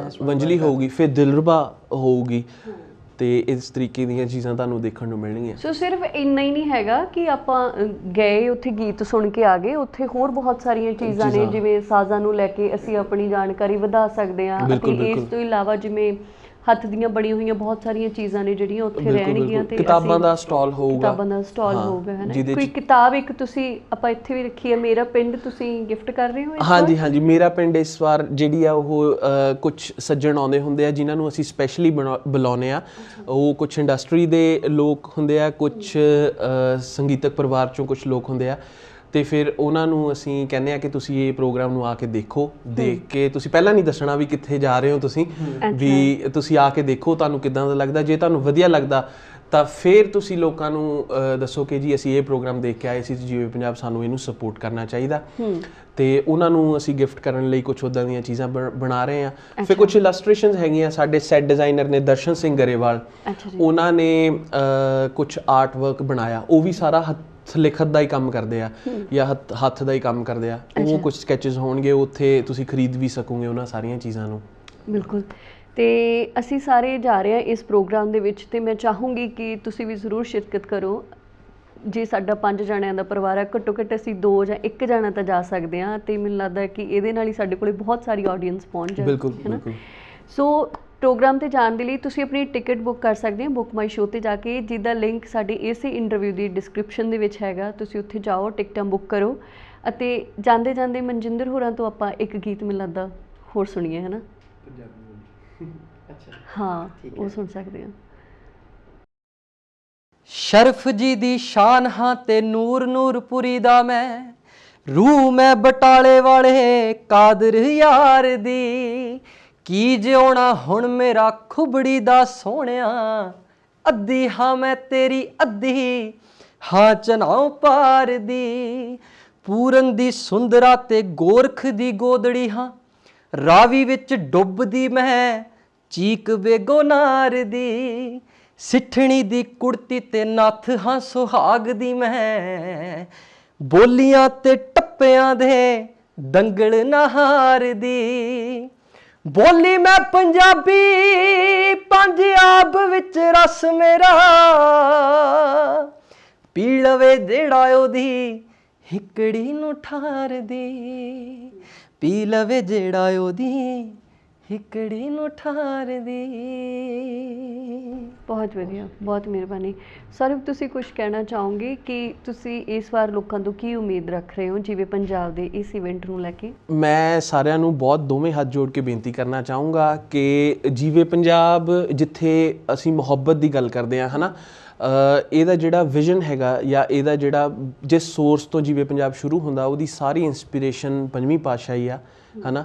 ਅਤੇ ਸਾਡੇ ਕੋਲ ਪੰਜਾਬ ਦਾ ਲਿਟਰੇਚਰ ਜਿਹੜਾ ਹੈ ਉਹ ਮੰਨਿਆ ਹੋਇਆ ਲਿਟਰੇਚਰ ਆ ਕਿ ਇਸ ਟਾਈਮ 'ਤੇ ਬੰਗਾਲ ਦੇ ਲੋਕ ਵੀ, ਰਵਿੰਦਰਨਾਥ ਟੈਗੋਰ ਹੋਣੀ ਇੱਥੇ ਆ ਕੇ ਇਸ ਸੰਗੀਤ ਨੂੰ ਜਦੋਂ ਦਰਬਾਰ ਸਾਹਿਬ ਸੁਣਦੇ ਆ ਅਤੇ ਉਹ ਕੰਪੋਜੀਸ਼ਨਾਂ ਨੂੰ ਉੱਥੋਂ ਲੋਕ ਬਾਲੀਵੁੱਡ ਵਾਲੇ ਚੋਰੀ ਕਰਕੇ ਲੈ ਕੇ ਜਾਂਦੇ ਆ ਜਾਂ ਕੁਛ ਲੈ ਕੇ ਜਾਂਦੇ ਆ, ਹੈ ਨਾ। ਤਾਂ ਮੈਨੂੰ ਇੱਦਾਂ ਲੱਗਦਾ ਕਿ ਸਾਰੇ ਜਾਣੇ ਤੁਸੀਂ ਆਓ, ਅਸੀਂ ਬਹੁਤ ਪਿਆਰ ਦੇ ਨਾਲ, ਬਹੁਤ ਹੀ ਸਤਿਕਾਰ ਦੇ ਨਾਲ ਚਾਹੁੰਦੇ ਹਾਂ ਕਿ ਇੱਦਾਂ ਦੀ ਚੀਜ਼ ਆ ਤੁਹਾਡੇ ਬੱਚਿਆਂ ਦੇ ਵਿੱਚ, ਸਾਡੇ ਬਜ਼ੁਰਗ ਜਿਹੜੇ ਕਿ ਉਸ ਚੀਜ਼ ਨੂੰ, ਉਸ ਵਿਰਸੇ ਨੂੰ, ਜਿਹੜੇ ਉਸ ਕਲਚਰ ਨੂੰ ਮਿਸ ਕਰਦੇ ਆ, ਅਸੀਂ ਉਹਨਾਂ ਤੱਕ ਪਹੁੰਚਾ ਸਕੀਏ। ਅਤੇ ਇਹ ਸਭ ਤੁਹਾਡੇ ਸਾਥ ਨਾਲ ਹੀ ਜਿਹੜਾ ਹੈਗਾ ਉਹ ਪੋਸੀਬਲ ਆ। ਬਿਲਕੁਲ। ਤੇ ਮੈਂ ਇੱਕ ਹੋਰ ਚੀਜ਼ ਛੋਟੀ ਜਿਹੀ ਐਡ ਕਰਨਾ ਚਾਹੂੰਗਾ, ਗੀਤ ਦੇ ਰਾਹੀਂ ਐਡ ਕਰਨਾ ਚਾਹੂੰਗਾ ਵੀ ਸਾਡੇ ਇਵੈਂਟ ਦੇ ਵਿੱਚ ਇੱਥੇ ਬੋਲੀ ਪੰਜਾਬੀ ਹੀ ਬੋਲੀ ਜਾਵੇਗੀ, ਉਰਦੂ ਵਿੱਚ ਕਿਤਾਬਾਂ ਦੇ ਠਣਦੀ ਰਹੇਗੀ। ਇਹਦਾ ਪੁੱਤ ਹਾਂ ਇਹਦੇ ਤੋਂ ਦੁੱਧ ਮੰਗਣਾ, ਮੇਰੀ ਭੁੱਖੇ ਦੀ ਛਾਤੀ ਤਣਦੀ ਰਹੇਗੀ। ਇਹਦੇ ਲੱਖ ਹਰੀਫ ਪਏ ਹੋਣ ਪੈਦਾ, ਦਿਨੋਂ ਦਿਨ ਇਹਦੀ ਸ਼ਕਲ ਬਣਦੀ ਰਹੇਗੀ। ਉਦੋਂ ਤੀਕ ਪੰਜਾਬੀ ਤੇ ਨਹੀਂ ਮਰਦੀ, ਜਦੋਂ ਤੀਕ ਪੰਜਾਬਣ ਕੋਈ ਜਣਦੀ ਰਹੇਗੀ। ਸੋ ਇਹ ਸਾਰੀਆਂ ਚੀਜ਼ਾਂ ਹੋਣਗੀਆਂ। ਸੋ ਪਰਿਵਾਰਾਂ ਸਮੇਤ ਮੈਂ ਚਾਹੁੰਦਾ ਕਿ ਲੋਕ ਆਉਣ, ਆਪਣੇ ਬੱਚਿਆਂ ਨੂੰ ਵੀ ਲੈ ਕੇ ਆਉਣ, ਕਿਉਂਕਿ ਇੱਦਾਂ ਦੇ ਪਲੈਟਫਾਰਮਸ ਮੈਨੂੰ ਲੱਗਦਾ ਹਜੇ ਵੀ ਜਦੋਂ ਮੈਂ ਆਲੇ ਦੁਆਲੇ ਦੇਖਦਾ ਹਾਂ ਕਿ ਪੰਜਾਬ ਦੇ ਵਿੱਚ ਘੱਟ ਨੇ ਜਿੱਥੇ ਅਸੀਂ ਇੱਦਾਂ ਦੀਆਂ ਚੀਜ਼ਾਂ ਜਾ ਕੇ ਸੁਣ ਸਕਦੇ ਹਾਂ, ਜਿੱਥੇ ਅਸੀਂ ਗੁਰਬਾਣੀ ਨਾਲ, ਸਾਡੇ ਪੰਜਾਬ ਨਾਲ, ਸਾਡੇ ਸਾਹਿਤ ਨਾਲ, ਸਾਡੇ ਲੋਕ ਸੰਗੀਤ ਨਾਲ ਜਿੱਥੇ ਜਾ ਕੇ ਜੁੜਿਆ ਜਾ ਸਕੇ। ਸੋ ਮੈਨੂੰ ਪੂਰੀ ਉਮੀਦ ਆ, ਅਤੇ ਅਸੀਂ ਸਾਰਿਆਂ ਨੇ ਤੁਹਾਡੇ ਵਾਸਤੇ ਬਹੁਤ ਸੋਹਣੀਆਂ ਚੀਜ਼ਾਂ ਤਿਆਰ ਰੱਖੀਆਂ ਹੋਈਆਂ। ਅਤੇ ਅਸੀਂ ਸਾਰਿਆਂ ਨੂੰ ਕਹਿੰਦੇ ਹੁੰਦੇ ਹਾਂ ਵੀ ਉਹ ਸਾਨੂੰ ਪੁੱਛਦੇ ਵੀ ਤੁਹਾਡੇ ਕੋਲ ਕੀ ਆ, ਤਾਂ ਅਸੀਂ ਕਹਿੰਦੇ ਹੁੰਦੇ ਨਵੇਂ ਗੀਤ ਨਵੀਆਂ ਵਿਖਾਉਂਦੇ ਰੰਗਤਾਂ, ਸੁਣ ਸੁਣ ਹੁੰਦੀਆਂ ਨਿਹਾਲ ਸੰਗਤਾਂ, ਦਿਲ ਖੁਸ਼ ਕਰਾਂਗੇ ਹਰੇਕ ਟੋਲੀ ਦੇ, ਮਿੱਠੇ ਬੋਲ ਬੋਲੀ ਦੇ, ਪੰਜਾਬੀ ਬੋਲੀ ਦੇ। ਇਹਦੇ ਨਾਲੋਂ ਖੂਬਸੂਰਤ ਹੋਰ ਕੀ ਹੋ ਸਕਦਾ। ਇਵੈਂਟ ਦਾ ਸਮਾਂ ਜਿਹੜਾ ਉਹ ਸ਼ਾਮ 6 ਤੋਂ 9 ਦਾ ਜਾਂ 8 ਦਾ ਹੈ? ਹਾਂ 6 ਤੋਂ 9 ਦਾ ਜਿਹੜਾ ਹੈਗਾ ਉਹਦਾ ਇਵੈਂਟ ਦਾ ਟਾਈਮ ਆ, ਪਰ ਉਹਦੀ ਜਿਹੜੀ ਐਂਟਰੀ ਹੈਗੀ ਆ ਉਹ 4:30 ਤੋਂ 5 ਦੇ ਵਿੱਚ ਅਸੀਂ ਸਟਾਰਟ ਕਰ ਦੇਵਾਂਗੇ। ਉਹਦੇ ਲਈ ਇੱਕ ਅਨਾਉਂਸਮੈਂਟ ਜਿਹੜੀ ਆ ਉਹ ਸਾਡੇ ਆਫੀਸ਼ੀਅਲ ਪੇजेस ਤੇ ਆਪਾਂ ਸਾਰੇ ਜਾਣੇ ਕਰ ਦੇਵਾਂਗੇ ਕਿ ਐਂਟਰੀ ਕਿਸ ਟਾਈਮ ਤੋਂ ਹੈਗੀ ਆ, ਕਿਉਂਕਿ ਉਹ ਸੋਚ ਰਹੇ ਆ ਕਿ ਉਹ ਉਸ ਤੋਂ ਪਹਿਲਾਂ ਵੀ ਕੁਛ ਨਾ ਕੁਛ ਰੱਖਿਆ ਜਾਵੇ ਲੋਕਾਂ ਵਾਸਤੇ ਜਿਹਦਾ ਉਹ ਆਨੰਦ ਮਾਣ ਸਕਣ ਪ੍ਰੋਗਰਾਮ ਤੋਂ ਪਹਿਲਾਂ ਵੀ। ਸੋ ਬਹੁਤ ਸ਼ੁਕਰੀਆ ਕਿ ਤੁਸੀਂ ਸਾਡੇ ਲਈ ਇੰਨਾ ਸਮਾਂ ਕੱਢਿਆ ਅਤੇ ਇਸ ਆਉਣ ਵਾਲੇ ਇਵੈਂਟ ਦੇ ਲਈ ਤੁਹਾਨੂੰ ਢੇਰ ਸਾਰੀਆਂ ਸ਼ੁਭ ਇਛਾਵਾਂ ਨੇ ਕਿ ਇਹ ਇਵੈਂਟ ਸਕਸੈਸਫੁਲ ਰਹੇ, ਲੋਕੀ ਪਹੁੰਚਣ ਅਤੇ ਅਗਲਾ ਇਵੈਂਟ ਆਪਾਂ ਬਹੁਤ ਛੇਤੀ ਹੋਰ ਪਲਾਨ ਕਰ ਸਕੀਏ। ਸੋ ਮਿਹਰਬਾਨੀ, ਸਤਿ ਸ਼੍ਰੀ ਅਕਾਲ। ਸਤਿ ਸ਼੍ਰੀ ਅਕਾਲ। ਸਤਿ ਸ਼੍ਰੀ ਅਕਾਲ। ਇਹ ਸਨ ਸਾਡੇ ਨਾਲ ਜਿਵੇਂ ਪੰਜਾਬ ਤੋਂ ਕੁਮਾਰ ਸੌਰਵ ਹੁਰੀ ਅਤੇ ਜਿਵੇਂ ਪੰਜਾਬ ਦੇ ਕਲਾਕਾਰ ਮਨਜਿੰਦਰ ਸਿੰਘ ਹੁਰੀ। ਇੱਕ ਵਾਰ ਫਿਰ ਤੋਂ ਮੈਂ ਤੁਹਾਨੂੰ ਬੇਨਤੀ ਕਰਨਾ ਚਾਹੁੰਦੀ ਹਾਂ ਕਿ ਤੁਸੀਂ ਆਪਣੇ ਪਰਿਵਾਰਾਂ ਦੇ ਸਮੇਤ ਜਦੋਂ ਵੀ ਕੋਈ ਫਿਲਮ ਰਿਲੀਜ਼ ਹੁੰਦੀ ਆ, ਆਪਾਂ ਪੂਰੀ ਫੈਮਿਲੀ ਨੂੰ ਲੈ ਕੇ ਜਾਂਦੇ ਹਾਂ ਤਾਂ ਕਿ ਇੱਕ ਤਾਂ ਸਾਡਾ ਵੀਕਐਂਡ ਵਧੀਆ ਜਾ ਸਕੇ ਅਤੇ ਦੂਸਰਾ ਹੈ ਕਿ ਫੈਮਿਲੀ ਆਊਟਿੰਗ ਹੋ ਜਾਂਦੀ ਆ। ਸੋ ਇਸ ਵਾਲੀ 4 ਦਸੰਬਰ ਨੂੰ ਵੀ ਸਾਡੇ ਕੋਲ ਇੱਕ ਮੌਕਾ ਹੈ ਜਿੱਥੇ ਤੁਸੀਂ ਆਪਣੇ ਪਰਿਵਾਰਾਂ ਦੇ ਨਾਲ ਜਾ ਕੇ ਬਹੁਤ ਖੂਬਸੂਰਤ ਚੀਜ਼ ਦਾ ਆਨੰਦ ਲੈ ਸਕਦੇ ਹੋ, ਬਹੁਤ ਖੂਬਸੂਰਤ ਸੰਗੀਤ ਤੁਸੀਂ ਸੁਣ ਸਕਦੇ ਹੋ, ਮਾਣ ਸਕਦੇ ਹੋ। ਜਿਵੇਂ ਪੰਜਾਬ, ਬੰਟੀ ਵੈਂਸ productions, one digital entertainment team ਦੇ ਨਾਲ ਬੀ ਸੋਸ਼ਲ ਦੀ ਟੀਮ ਵੀ ਉੱਥੇ ਹਾਜ਼ਰ ਰਹੇਗੀ। ਤੁਹਾਨੂੰ ਜੀ ਆਇਆਂ ਕਹਿਣ ਦੇ ਲਈ ਆਪਣੀਆਂ ਟਿਕਟਾਂ ਤੁਸੀਂ ਬੁੱਕ ਕਰ ਸਕਦੇ ਹੋ ਬੁੱਕ ਮਾਈ ਸ਼ੋ 'ਤੇ ਜਾ ਕੇ। ਇਸੇ ਹੀ ਇੰਟਰਵਿਊ ਦੀ ਡਿਸਕ੍ਰਿਪਸ਼ਨ ਦੇ ਵਿੱਚ ਲਿੰਕ ਪਿਆ ਹੋਇਆ, ਤੁਸੀਂ ਉੱਥੇ ਕਲਿੱਕ ਕਰੋ, ਆਪਣੀਆਂ ਟਿਕਟਾਂ ਬੁੱਕ ਕਰੋ। ਬਾਕੀ ਮੈਨੂੰ ਗੁਰਦੀਪ ਗਰੇਵਾਲ ਨੂੰ ਇਜਾਜ਼ਤ ਦੇ ਦਿਓ, ਫਿਰ ਮਿਲਦੇ ਹਾਂ। ਸਤਿ ਸ਼੍ਰੀ ਅਕਾਲ।